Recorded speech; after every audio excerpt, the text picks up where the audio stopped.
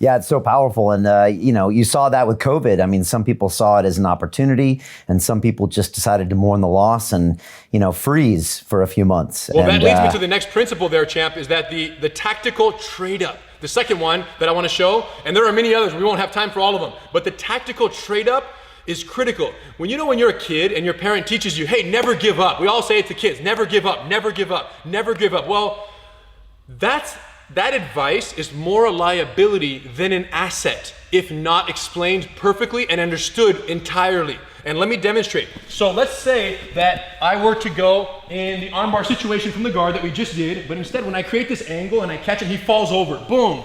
So we're here, we're gonna slide towards me, bro. Slide, slide, slide, slide, slide, and we're here. Let's say we land in a perfect armbar situation here where I have the arm, I wanna catch this, boom, and I wanna go. Grab your own bicep right there, Evandro. Just hold your own bicep, just like that, yeah. So when he locks up, you know this, Brian, when they grab their own bicep, what he's trying to do is stop the extension of this arm, right? And when you land in this position, if you listen to your mom's advice, never give up, here's what's ironic. You're gonna go like this. And he's a strong guy. You can see Evandro's not a small guy, so I'm not gonna bust through this. And my attempt to never give up, Brian, and continue insisting on the armbar that is no longer there because he's defending it. That's the white belt attitude. White belts never give up. White belts, What happens is the never give up spirit, Brian, burns so much of my physical energy and my spirit that I end up giving up because I have nothing left to give. So in jiu-jitsu, never give up is a liability. And white belts have that never give up mentality. Black belts have the trade up, tactical trade up mentality. Check it out. Nothing here, nothing here. Look what I do. 1, 2, boom, and I trade up to the other arm. Got him. Let me demonstrate. So what happens is, slide a little further south, this way, bro, this way. Yes, check it out. So I have the arm, he's locked up pretty nice. He's hiding his hand. Freeing this arm is gonna be tough. Once I realize that the arm that I want is no longer available, I'm gonna attack the other arm. I'm gonna trade up, right? So in a sense, I'm not giving up because I'm trading up, but I'm doing it in a different way, right? I'm trading the technique. I hook the tricep, my other hand goes on the ground, this foot goes on the ground, my hips lift up, and now I'm gonna put my knee on the ground over here and my hips are gonna switch, 180, 1. Now, the arm that was previously endangered is no longer endangered, but the arm that was previously not endangered is on top, which makes it fully attackable in the lockup. So when I switch, now, by the time he switches to lock that one, it's too late. I already got him.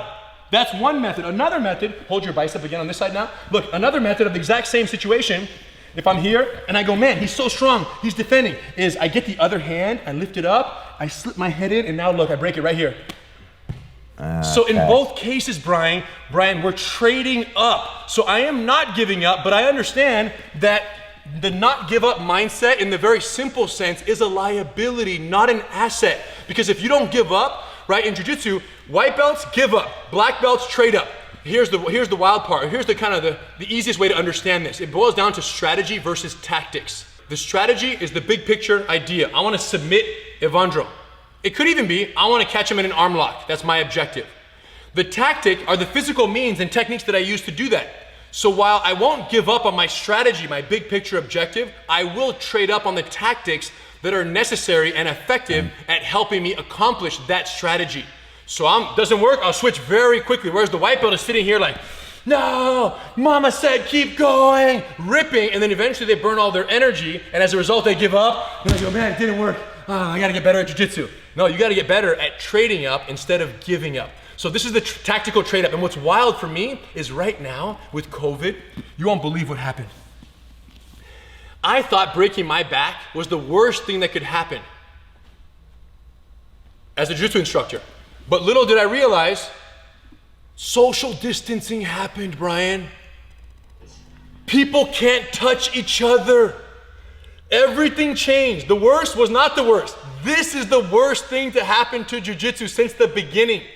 Literally, this room is empty right now because people can't roll and can't. So even GracieUniversity.com, this website designed to bring training partners together. If you live in the middle of nowhere, there's a database you can search for other people and you guys can come together and you can train using the online curriculum. So we have a whole thing set up.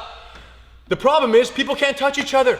So what now, COVID being and social distancing requirements being the absolute worst thing possible, on one hand, I could have said, man, I'm gonna keep going with Gracie University with the linear online curriculum and say, everybody go, go, go, find a training partner. Well, no. Now that's me never giving up on what I built 10 years ago and have continued to invest in. I'm gonna keep trying because that's what I built and that's what it is. Instead, Brian, what we've done is we've transitioned to doing live solo classes. So for the first time, we've taken all the techniques of jiu-jitsu, we've stripped away the training partners and made it so that someone can do much of the techniques without any training partner necessary. Jiu-jitsu has never done this because it's always been a partnered practice. So the solidification, if I may, of jiu-jitsu has happened, and now we're doing live classes through Zoom to all of our students who would otherwise be here on the mat.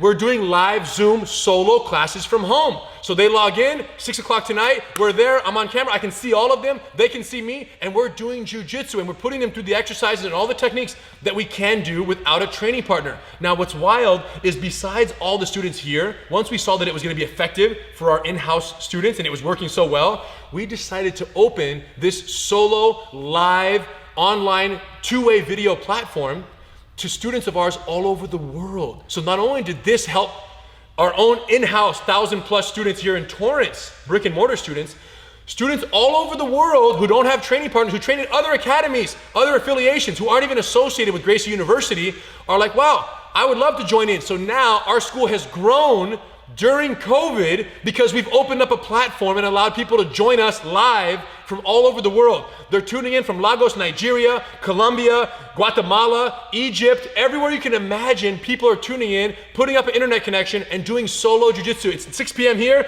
it's 7 a.m. in India, and they're doing their thing with us. It's unbelievable. Now some of you, even you, Brian, you're like, wait a minute, how do you do a move solo? Well, check this out. So let's say if Under's down, let's say the technique is Gracie Combatives, which is our beginner program, lesson number 7.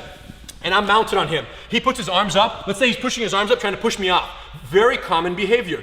I go over one arm, I go under the other arm, my heel steps up to the shoulder, and I whip my leg and I sit down, and then I take the arm, and I break someone's arm right here, right? Beautiful technique.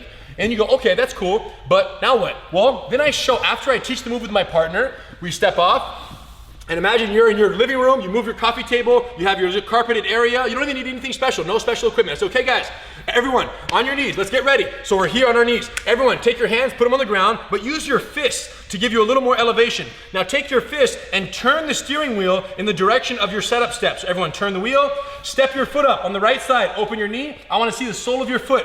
Now we're gonna go on 3, you guys, but I wanna see your hips loose, like this. 1, 2, put your hands on the ground, and 3, sit down. Now take that arm, hug the wrist, lay down. When you're here, make sure you keep your heels heavy, your knees pinching together, hold the wrist to your chest, adjust their wrist, and now to break the elbow, hips bridge, up, up, up, up, up, up, up. Great, let's reset, come back up. And we're here, boom. And then if you wanna get more advanced with that, look, let's say, now that was the beginner technique. Let's say it's advanced class. Hold your bicep again. Let's say we wanna do the switcheroo. Remember, we grab the tricep, hand on the ground, foot on the ground, hips up, knee goes to the ground, hug the wrist, step over and sit. Okay, great, I teach it with the partner and then I come out and then we go like this. Okay, everyone's sitting down in the arm bar. Look, we're here, hugging the arm. Great, looking good, you guys. All right, so from here, we're gonna take the hugging arm, grab the opposite tricep, place your foot on the ground, lift your hips and your leg off the ground. Everyone try that 3 times, good.